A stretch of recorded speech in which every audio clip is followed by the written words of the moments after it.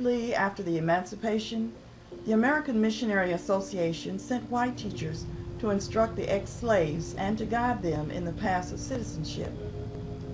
Their advice and good counsel was largely responsible for the peaceful relations that existed between the white people and the newly enfranchised Negroes during and after the Reconstruction period. Too much praise cannot be given to the Christian leaders of that day for their wisdom and judgment in handling the difficult problems that they faced. The Negroes, as we were called then, actively engaged in business, politics, and education and made a record that has not been equaled in any part of the world.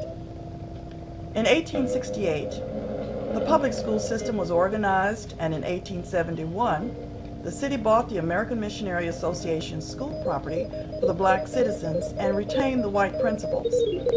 Many old records have been destroyed by fire, and the first black principal we have a record of was Mr. C.C. Parker from Ohio. He remained 1 year and was followed by Mr. A.B. Crump.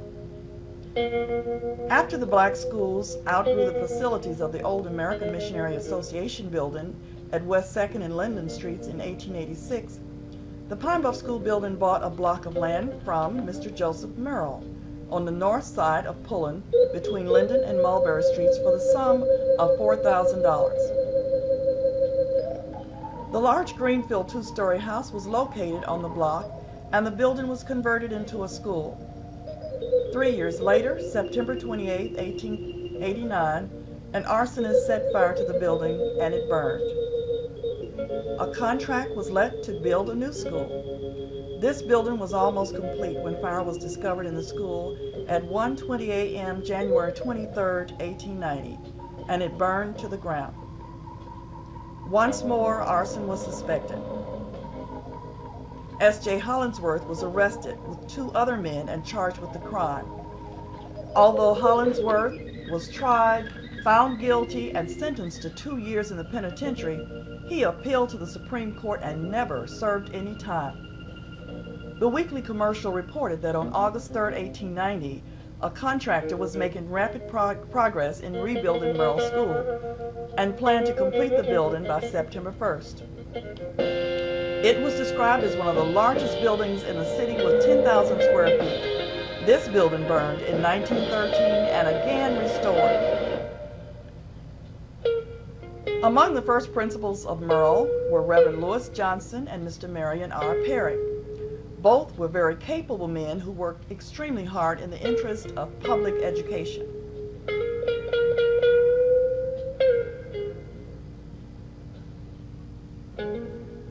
Mr. William Townsend was unanimously elected principal of Merrill High School in 1901. His goal was to improve school facilities for blacks in the city of Pine Bluff.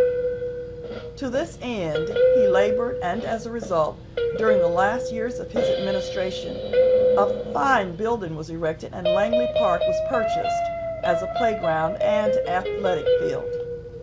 This building burned in 1938, but was repaired with the addition of a new and separate primary school. On the roster of its many educators, Arkansas has no more illustrious name than that of Mr. William Townsend, who died February 12, 1941. Mr. R.N. Cheney, who had served as assistant principal under Mr. Townsend, then became principal. Several long-range goals were achieved. Merrill became a junior and senior high school. 9 teachers were transferred to Carver Elementary School. Lights were purchased for the athletic field. More than 20 teachers earned master's degrees. A well-equipped library was established, and a librarian with a degree in library science was hired. Merrill became a member of the North Central Association of Secondary Schools and Colleges. After Mr. Cheney's retirement in 1951, Mr. M.D. Jordan was elected principal. During his tenure, the following goals were achieved. The most outstanding being the employment of a full-time counselor and the establishment of a guidance program which met state requirements. The organization of an outstanding band equipped with instruments and uniforms, the erection of a fine arts building which housed the band, cafeteria, and the industrial arts classes, curriculum enrichment by the addition of several courses for terminal pupils as well as for college-bound students, the increase of extracurricular and co-curricular activities so as to involve a large number of students.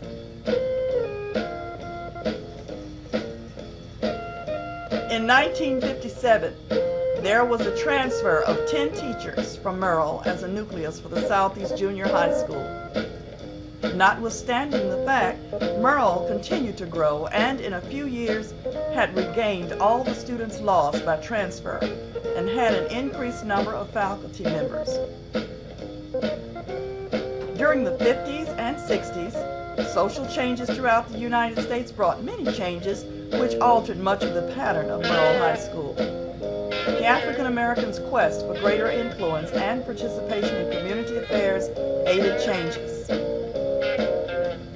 In 1970, Merrill became a junior high institution without friction and bickering in which students would be pawns and without sacrificing the high quality of education experienced in the past.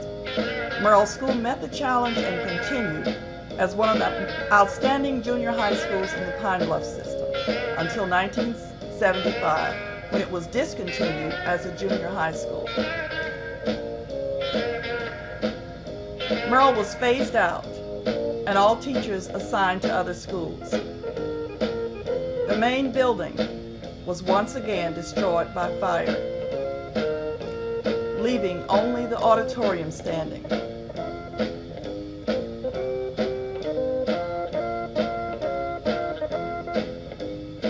In 1986, a group of interested citizens began efforts to restore the building for community services.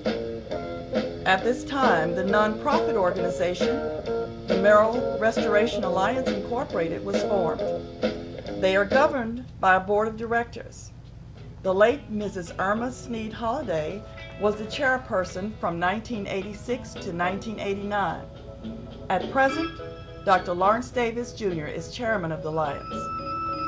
In 1990, the late Mrs. Blanche Haney, who was a former Pine Bluff School Board president, was very instrumental in securing the auditorium from the Pine Bluff School District at a substantial savings.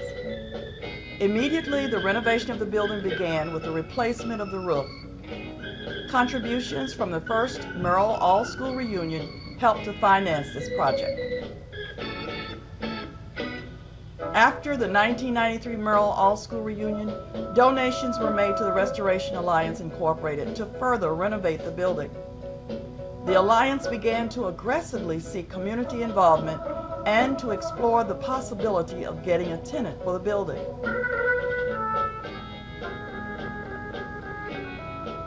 With a combination of financial resources from the Merrill Restoration Alliance Incorporated, the City of Pine Bluff, Community Development, the Jefferson County Head Start, and area banks, the renovation project was completed in 1995. The Merrill Auditorium has been refurbished and currently houses the District Head Start program, office spaces, a conference room, and a museum upstairs, still to be furnished. The Merrill Restoration Alliance Incorporated welcomes artifacts and memorabilia from Merrill alumni.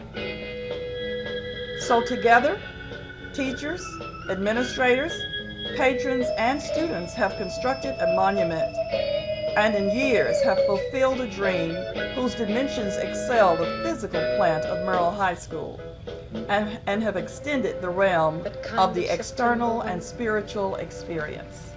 When life was slow. Hey, you know, everybody's talking about the good old days, right? Everybody, the good old days, the good old days. Well, let's talk about the good old days. Come to think of it, as bad as we think they are, these will become the good old days for our children.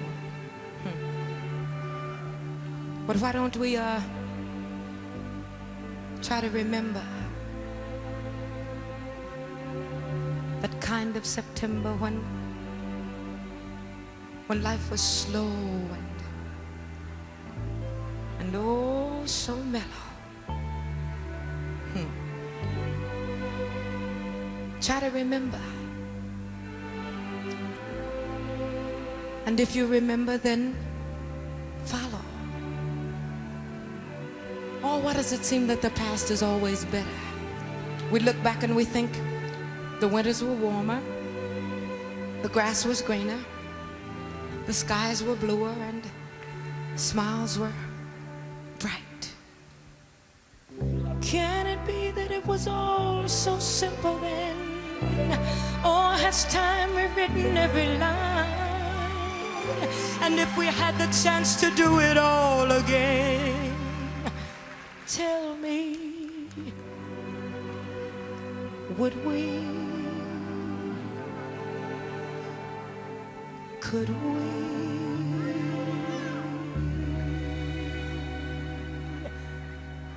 Memories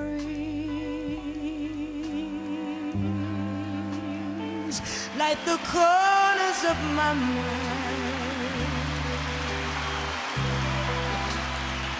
misty watercolor memories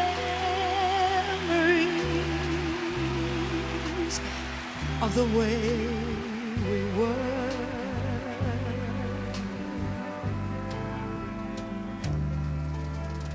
Scattered pictures of the smiles we left behind, smiles we gave to one another for the way we were.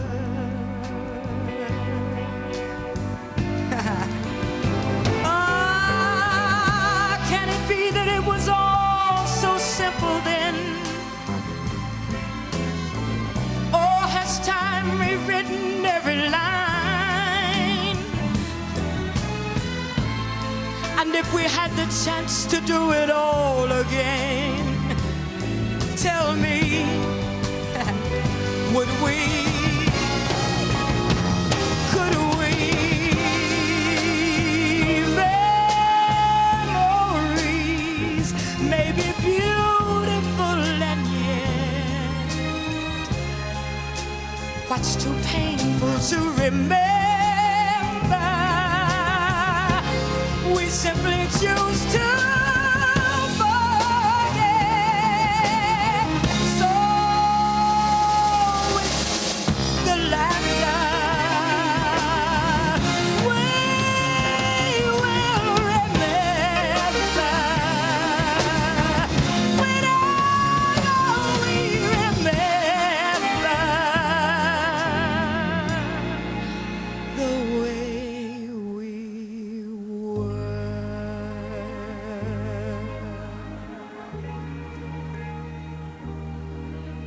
Remember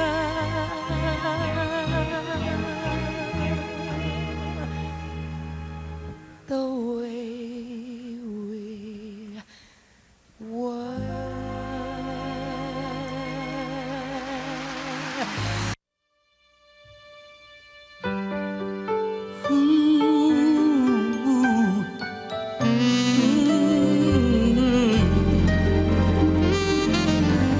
It must have been cold there in my shadow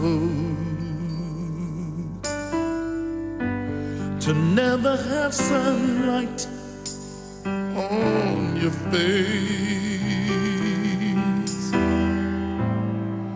You were content to let me shine. That's your way. You always walked a step behind.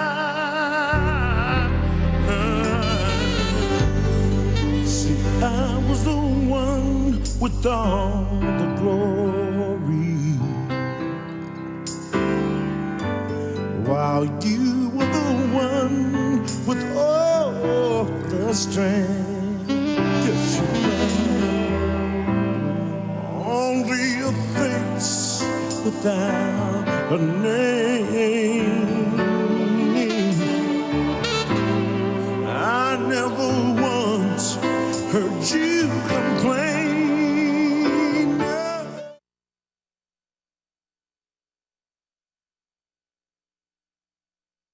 Now, all of you are ready to participate It's not just the head table.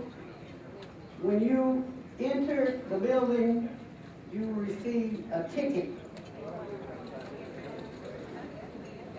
If you didn't get a ticket, raise your hand. Everyone should have received a ticket.